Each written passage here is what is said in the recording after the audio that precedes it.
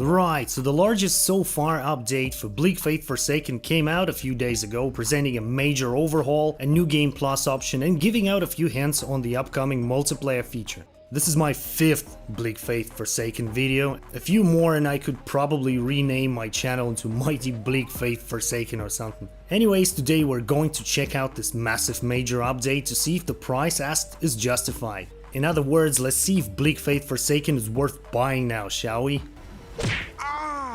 And before we dive into the depressing in so many ways world of Omnistructure again, I'd like to ask you to subscribe to my channel. I actually stopped asking for likes and subscriptions at some point because I feel like leaving it up to the viewer to decide is the right thing to do, but right now I'm lacking just 100+ subs to start monetizing my content, so yeah, if you feel like you want to support me and help me reach that goal, click it. Cheers. Bleak Faith Forsaken is a Souls-like action RPG developed by a 3-piece studio from Montenegro, Archangel Studios, and released in March 2023.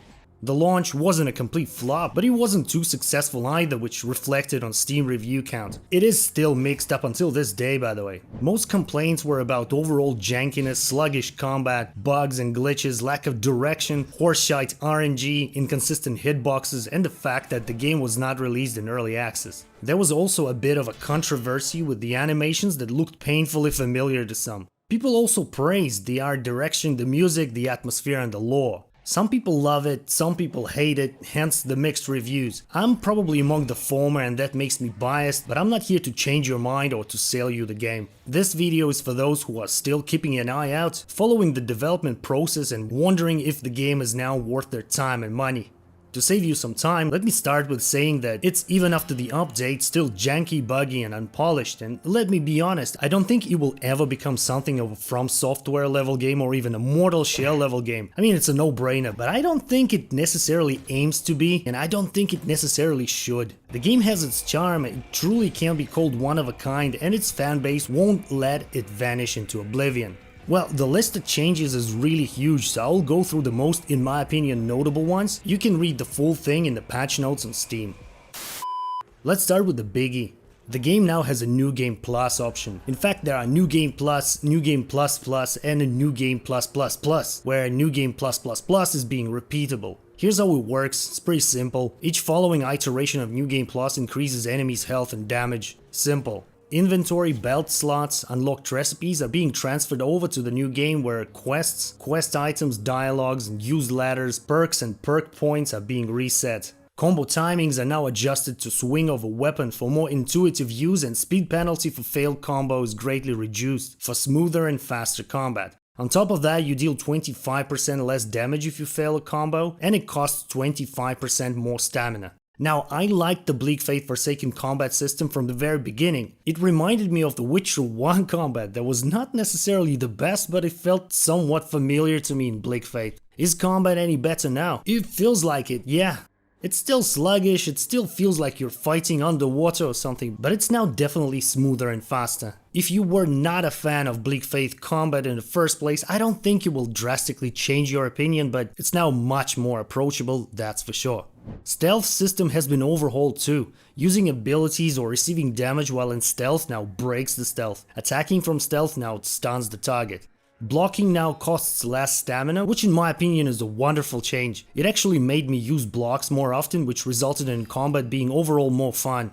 Transitioning between areas now has a little loading screen. I'm not sure I'm a big fan of that, as it breaks the immersion and the flow of the game for a little bit, if that makes sense. But before the update, when transitioning between areas, the game would stutter like Stuttering Stanley or something, every single time.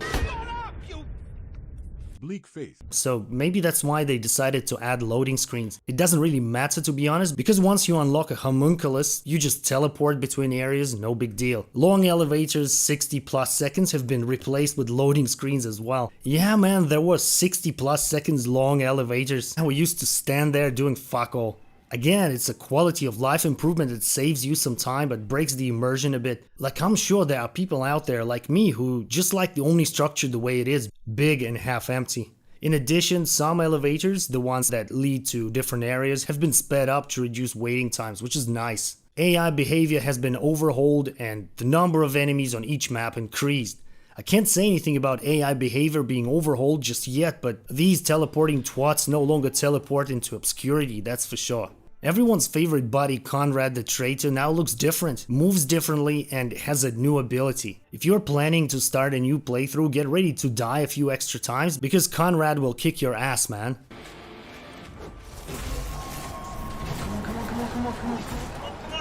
No. By the way, I still find Conrad the Traitor boss fight music a bit ill-fitting. It sounds like it will work better in a 90s themed vampire movie or something, but it rocks nonetheless.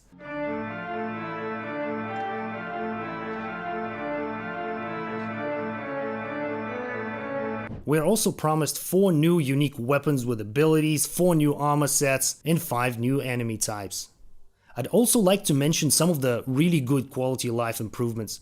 Trying to draw a bow while it's holstered now unholsters it, which doesn't sound like a big deal, but it is to me. Autosave limit is now removed. Exiting the game to the main menu or desktop now autosaves the progress. Dashes and rolls phase through enemies at point blank range to prevent being blocked in. Some loot prompts are now animated, so every time you loot a bunch of stuff from a fallen enemy, the equipment, like the stuff you can equip, is being highlighted by this little wiggle animation, which is a nice touch really. I don't even know how many times it happened to me before when I opened the inventory to find a bazillion of stuff in there that I wasn't even aware I had. Probably the most important feature I think everyone's the most excited about is multiplayer.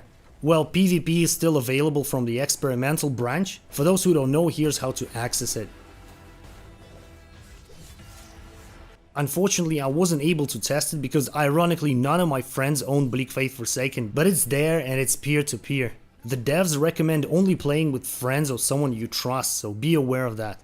What might make my friends buy the game is multiplayer co-op, and it's coming. Buy the game, Ali, you hear? I'd also like to mention some of the really good changes from the previous update in case you missed them. It is possible to skip most notoriously long letters by holding down the interaction button. Still no sliding down animation, but hey, it's still better than nothing. The only catch is that you need to unlock every letter first to be able to skip it, meaning you need to either ascend or descend at least once.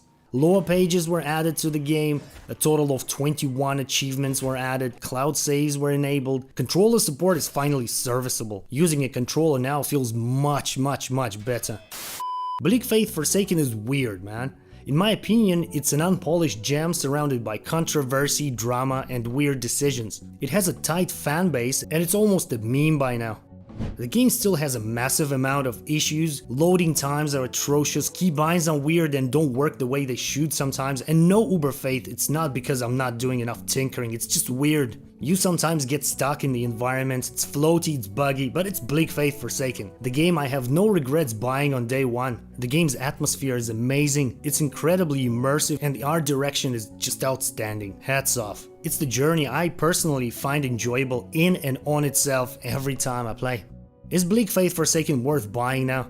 I want the day to come when I could finally say yes, go buy it, it's 100% worth it, but it's still kinda hard to recommend. It's getting better and better with every update, and one day, maybe when the multiplayer co-op is finally here, given it won't make things worse of course, I could with clear consciousness say it's worth trying, at least to have fun together with your weird friends, because everything is much more fun with weird friends. If you have high tolerance for bucket loads of jank, if you enjoy being immersed in the game world, filling the gaps using your imagination, and think you can handle some RNG where jank gets in the way, not letting your skill carry you through the process, give it a shot if you haven't done it yet. There's a lot of fun and satisfaction to be had. And before we finish, I'd like to make a little announcement. I have a Patreon now, so if you feel like supporting me financially, you can find a link in the description, but don't ever feel like you have to. Have a good one, see ya.